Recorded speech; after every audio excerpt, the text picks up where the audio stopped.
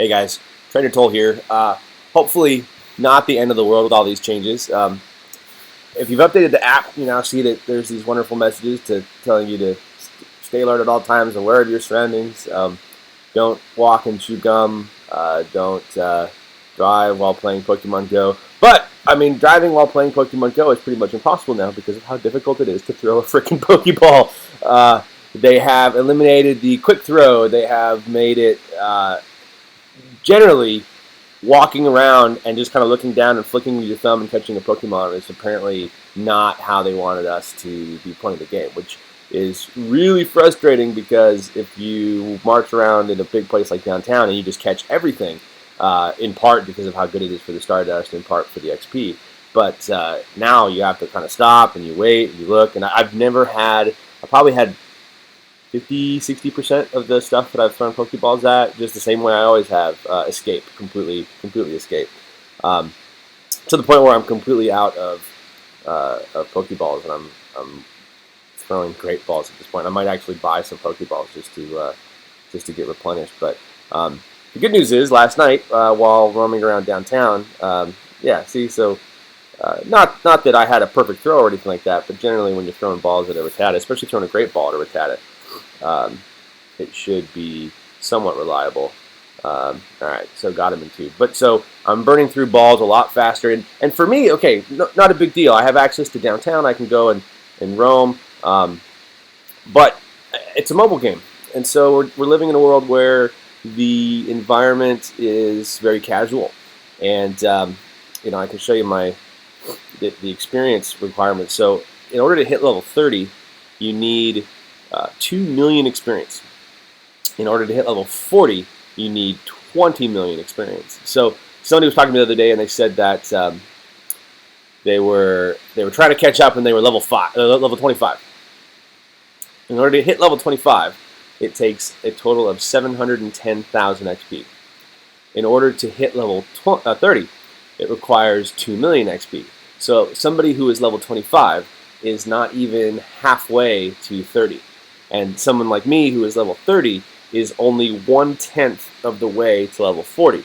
So it could be that so many casual players are playing this game, and they know that a lot of people are going to kind of fall off when they kind of hit that level curve, or they realize it's going to take literally days to even level up a single time.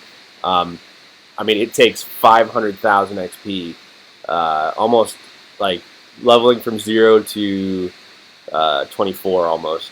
A little more than that is what it would take for me to get one level right now. It's like almost starting over 0 to 24. It's a huge increase in experience requirements. So on my best day, like we're talking, all I do is play. I'm out for 10 hours. I'm walking around. I hatch 1,500 eggs. I might get 100,000 XP in a day, and that's again like not every day, but knowing that 500,000 XP, it's going to be probably 7 to 10 days before I level again. So it's kind of intimidating, when you look at the experience totals. The good news about hitting level 30 though is that my Pokemon increased, and we were recording last night, and I had the Gyarados evolved, and I had that captured on in the recording software, and I had my Dragonite, not evolved, but get powered up. So then I finally broke the 3,000 CP threshold. But then the recording we had last night when I hit level 30 got eaten up by the software. So I've switched my software over to open broadcasting software, OBS, which is apparently what all the streamers use. So we should see a bit more slick transitions and whatnot.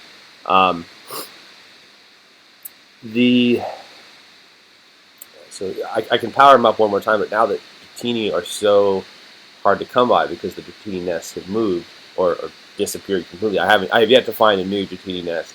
Now that he's currently at level 31 of 31.5, so he can always get to your level plus 1.5 levels above you. Once you can power up a wild Pokemon 3 times, it'll always be up to your trainer level, and then you can can boost them up, but they hit that cap. So it's your level plus 1.5 is as high as a Pokemon can go until you level up again. And in this case, he could level up one more time. It doesn't look like it. It doesn't look like there's much room left on the arc there. But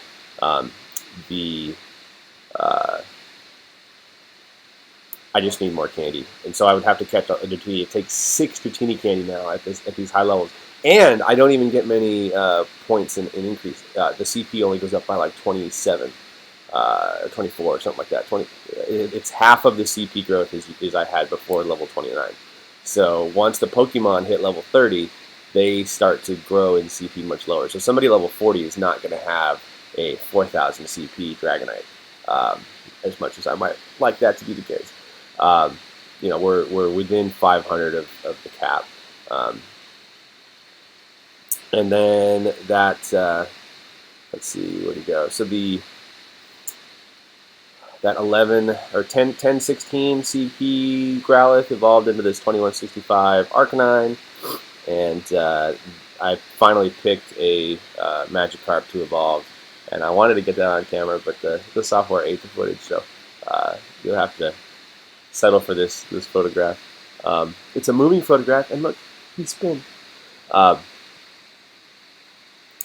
yeah, so the game has definitely shifted. I've seen a lot of people saying that, rest in peace Pokemon Go, and I definitely can understand from the casual player perspective that it could be very frustrating to try to catch something under these new setups, especially because the game tells you walk around a bunch and hatch a bunch of eggs, and so now it's like if you pass something, it will not just be Zubats that people are leaving behind now. It'll be like, well, that might be hard to catch, or well, I've had CP 500 Pidgeys that run every time, and I just don't feel like I want to use. And I have a lot of Ultra Balls. Don't get me wrong. I've done a lot of farming. I've got quite a few Ultra Balls, but the idea of using an Ultra Ball on a Pidgey or something just to get the candy is not something I'm happy about. So I'm hoping that they will wind back some of the increased difficulties and the increased run rate and whatnot. Because I had, according to Poke Advisor, I had like 86% catch rate. I don't even want to know what my catch rate was yesterday. Probably like 50% or 40% or something like that. I mean, it was bad. But I think also too they want to make it a little harder to catch Pokemon so that people will stop playing Pokemon while driving. However, I don't think that's going to happen. I think a lot of people are still going to play while driving. And now, if anything, it has made playing while driving less safe. But people are going to do it anyway. So because you have to focus more, because you can't just look down and flick really quick with your thumb to catch something. And maybe, again, maybe it's just that I have a higher difficulty, but my wife and a friend of ours were walking around downtown, and they said all they did was spin stop. They didn't even bother to catch anything. So it's a bad... Niantic is legendary for just not caring about what the feedback is that they get. And I'm hoping that because of pressure from the Pokemon Company and whatnot, that they react differently. But given that they didn't really even tell us that there were server problems for multiple days, I'm not really hopeful that they're going to act all that much differently than they did with Ingress. I saw a comment the other day that said that Niantic behaves like they're still an internal Google project. And they've now bought themselves from Google, so they're an independent company now. But when they started out as a Google project, customer discussion isn't really something that they were strong at. And it's not something that Google was strong at either. A lot of the times they put stuff out there, they put out a couple of help documents, and then they expect you to figure it out. So, it's not like World of Warcraft. It's not like the previous MMOs that we have experience with where, you can make a tweet and you get a response within 15 minutes from some support operative that really wants to help you out so you don't leave the game. They're just kind of like, hey, here's this game, play it or don't, whatever. And that's, for it being something from Nintendo and something, attached to the Pokemon Company, it's kind of like, what? Like, a little support would be nice. They have put out a block on Pokevision and Pokewhere, so the ones that are pinging the map using the API to get Pokemon locations and whatnot. I have heard that the user-driven Pokemon apps that only add locations based on where somebody reported something appearing. But again, I could post that I caught a Mewtwo downtown, and there's nothing that the app is going to do to say like, hey, come on, you didn't do that. So I don't know that I would trust a user data entered.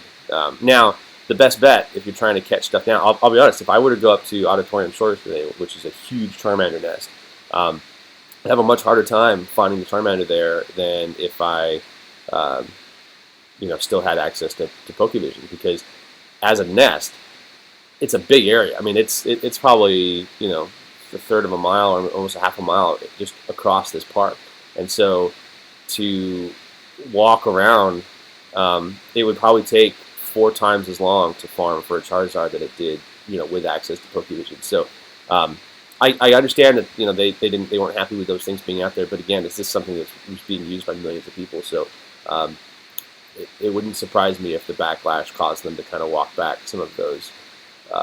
Especially, they've changed the 3-step thing so that rather than having the 3 steps and just not working, they just deleted the 3 steps. So it's the same, but ultimately, that's their solution, is just to delete it completely. So ultimately, I do think that Niantic will try to sort things out with people, but the frustration that I'm hearing from within the community and the people who are talking about, rest in peace Pokemon Go and stuff, it is very frustrating.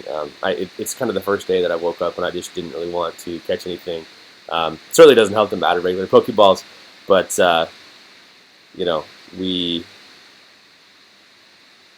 definitely want to keep an eye on what the response is, and hopefully they will make quick throw a little easier, so that when you're just catching random crap that you've had 1,500 of, you don't have to burn a bunch of Great Balls or Ultra Balls just to catch today's 200th Pidgey or whatever. So, but yeah, if you find the video and the information helpful, do click like and subscribe. Subscribing really helps us out, and liking the video helps other people find it. So really appreciate the feedback, and the Facebook page is up to 100 likes, and the subscriber number is growing faster than I thought it would. So you guys are totally blowing me away. Thank you very much. And as always, if you have any questions or anything you want us to cover on the video, please send us a tweet at TrainerToll, or post the question in the comment, and we will get to it at a future episode. Got a good list of Q&A coming up, so yeah, keep them coming. Thanks, guys.